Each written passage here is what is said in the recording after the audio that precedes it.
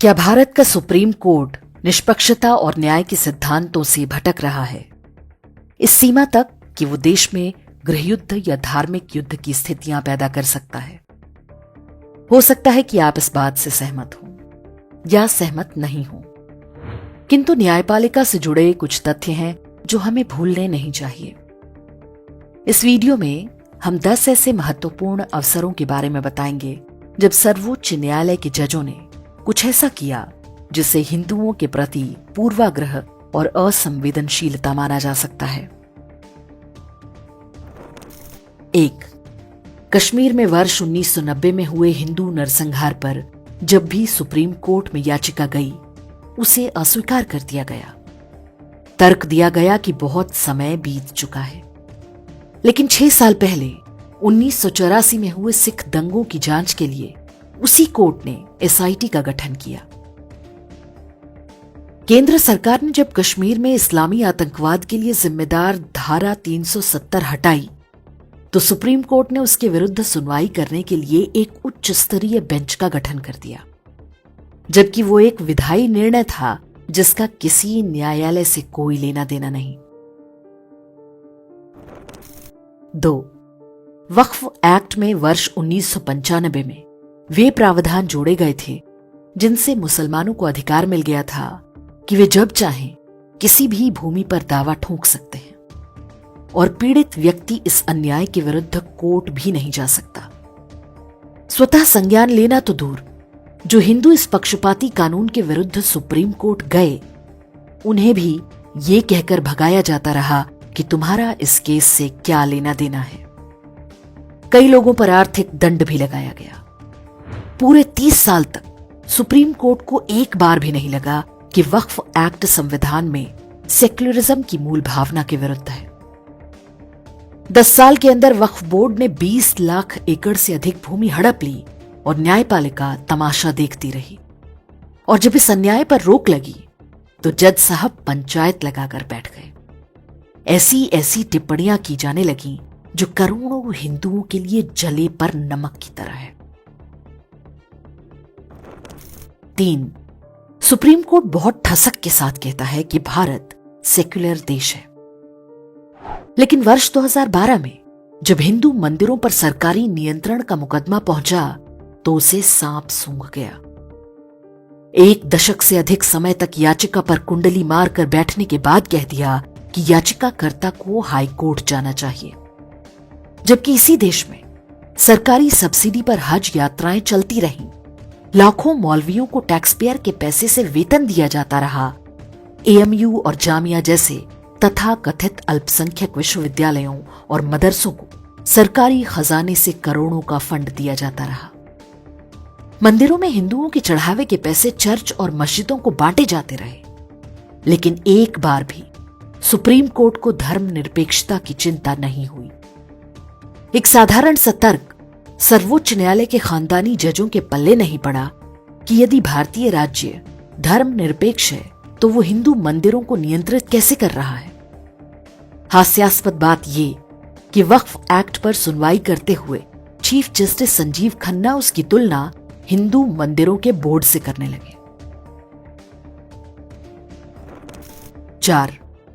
कांग्रेस सरकार ने वर्ष 2009 में शिक्षा का अधिकार यानी राइट टू एजुकेशन नाम से ऐसा कानून बनाया जो हिंदुओं द्वारा संचालित स्कूलों को बाध्य करता है कि वे 1/4 सीटों पर गरीब बच्चों को मुफ्त में पढ़ाएं। लेकिन मुसलमानों या ईसाइयों के स्कूलों को इससे छूट दे दी गई। हिंदुओं के लिए स्कूल चलाना महंगा हो गया, उन्हें फीस बढ़ानी पड़ी। फीस कम होने के कारण हिंदू माता पिता भी अपने बच्चों को मुसलमानों या ईसाइयों के स्कूलों में भेजने को विवश होने लगे। हजारों की संख्या में हिंदुओं के स्कूल बंद हो गए। कुछ के संचालकों ने धर्मांतरण करके अपने स्कूलों को बचाया। हिंदुओं ने आरटीई एक्ट को सुप्रीम कोर्ट में चुनौती दी, लेकिन न्याय नहीं मिला। उस समय तक यह स्पष्ट हो चुका था कि सोनिया गांधी ने भारत को ईसाई देश बनाने के लिए राइट टू एजुकेशन एक्ट बनवाया है, लेकिन सर्वोच्च न्यायालय को एक बार भी नहीं लगा कि इससे सेक्युलरिज्म को कोई खतरा है। 5. हेट स्पीच को लेकर सुप्रीम कोर्ट का रवैया उसके पक्षपाती चरित्र का सबसे बड़ा सबूत है। 28 अप्रैल 2023 को सुप्रीम कोर्ट ने आदेश दिया कि यदि हेट स्पीच की कोई घटना होती है तो राज्य सरकारों को तुरंत एफआईआर करनी होगी, चाहे कोई शिकायतकर्ता हो या ना हो। यदि इसमें देरी होगी तो राज्य सरकार पर अवमानना का केस चलेगा। उदयनिधि स्टालिन और डीएमके नेताओं ने सनातन धर्म को लेकर आपत्तिजनक बयानों की झड़ी लगा दी, लेकिन तमिलनाडु सरकार ने कोई एफआईआर नहीं दर्ज की। अपने ही आदेश के उल्लंघन पर सुप्रीम कोर्ट ने चुप्पी साध ली। यह आदेश देने वाले जस्टिस केएम जोसेफ की ही कोर्ट में जब उदयनिधि स्टालिन के बयानों की चर्चा की गई तो उन्होंने मुस्कुराते हुए इसे अभिव्यक्ति की स्वतंत्रता बताने का प्रयास किया। सर्वोच्च न्यायालय ने लगभग स्पष्ट कर दिया है कि नुपुर शर्मा जब कुरान की आयतों को कोट करेंगी तो वो हेट स्पीच होगा, और जब कोई ईसाई सनातन धर्म को डेंगू मलेरिया बताएगा या कोई मुसलमान 15 मिनट पुलिस हटा लेने की धमकी देगा तो वो अभिव्यक्ति की स्वतंत्रता माना जाएगा। 6. भारत में देवी के कुछ मंदिरों में पशु बलि की प्राचीन परंपरा रही है। विशेष रूप से शाक्त संप्रदाय में यह आवश्यक माना जाता है। त्रिपुरेश्वरी मंदिर और कुल्लू के दशहरे के दौरान होने वाली पशु बलि पर कोर्ट ने रोक लगा दी। इसी तरह जल्लीकट्टू पर बैलों की रेस पर सुप्रीम कोर्ट ने रोक लगाई। लेकिन जब बकरीद में लाखों पशुओं की हत्या का विषय आता है तो न्यायपालिका गांधी का बंदर बन जाती है। बकरीद पर सबसे क्रूर हलाल तरीके से पशु की गले की धमनी और श्वास नली को धारदार हथियार से काटा जाता है, जिससे वो काफी देर तक तड़प तड़प कर मरता है। 7.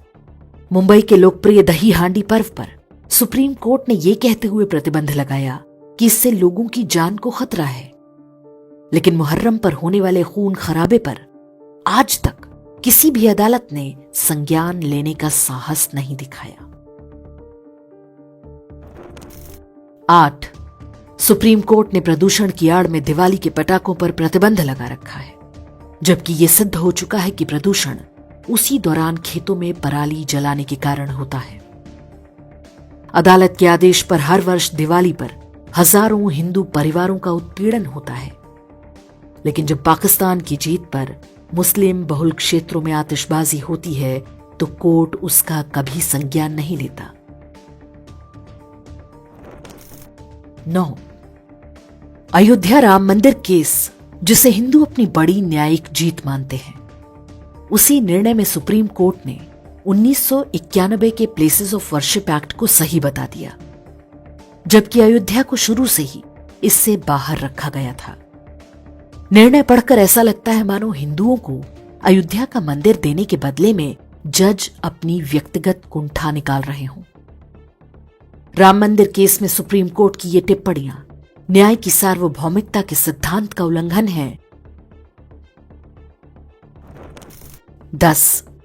शनि शिग्नापुर और सबरीमाला भारत में हिंदुओं के साथ न्यायिक भेदभाव का सबसे भयानक उदाहरण है। कुछ प्रायोजित महिलाओं से याचिका डलवाई गई और सुप्रीम कोर्ट पंचायत लगाकर बैठ गई, मानो मात्र इन 2 मंदिरों में यदि महिलाओं को नहीं जाने दिया गया तो कोई बहुत बड़ी आपदा आ जाएगी। सुनवाई के दौरान उन जजों ने भी हिंदू रीति रिवाजों और परंपराओं पर बेहूदी टिप्पणियां की, जिनके खुद के मजहबों में महिलाओं को पूजा स्थलों में घुसने नहीं दिया जाता। लेकिन उन्हीं दिनों जब हाजी अली दरगाह और अन्य मस्जिदों में मुस्लिम महिलाओं के प्रवेश का विषय आया तो सर्वोच्च न्यायालय ने लीपापोती कर दी। ऐसे ढेरों और उदाहरण दिए जा सकते हैं जब उच्च न्यायपालिका ने दिखाया है कि एक जैसे ही मामलों में उसके पास 2 अलग अलग पैमाने हैं। वे ऐसा अनजाने में कर रहे हैं या जानबूझकर, हमें नहीं पता, लेकिन जो भी कर रहे हैं वो आग से खेलने से कम नहीं। ऐसे में ये संयोग से अधिक प्रयोग मालूम होता है। न्यायपालिका के खानदानी जजों पर या तो ग्लोबल लेफ्ट का प्रभाव कुछ ज्यादा ही है, या वे किसी ऐसे डीप स्टेट का औजार बन रहे हैं जिनके माध्यम से भारत को अराजकता और गृह युद्ध में झोंकने की तैयारी चल रही है।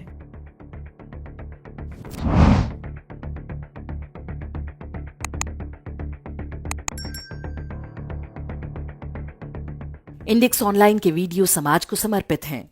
आप इनको डाउनलोड करके जैसे चाहे वैसे प्रयोग कर सकते हैं। चाहे तो आप हमारे टेलीग्राम चैनल से जुड़ सकते हैं। वहां सारे नए पुराने वीडियो आपको मिल जाएंगे। हमारे सोशल मीडिया लिंक हर वीडियो के डिस्क्रिप्शन में होते हैं। हमारा एकमात्र उद्देश्य हिंदू समाज को जागृत और एकजुट करना है। इसमें सहभागी बने। धन्यवाद।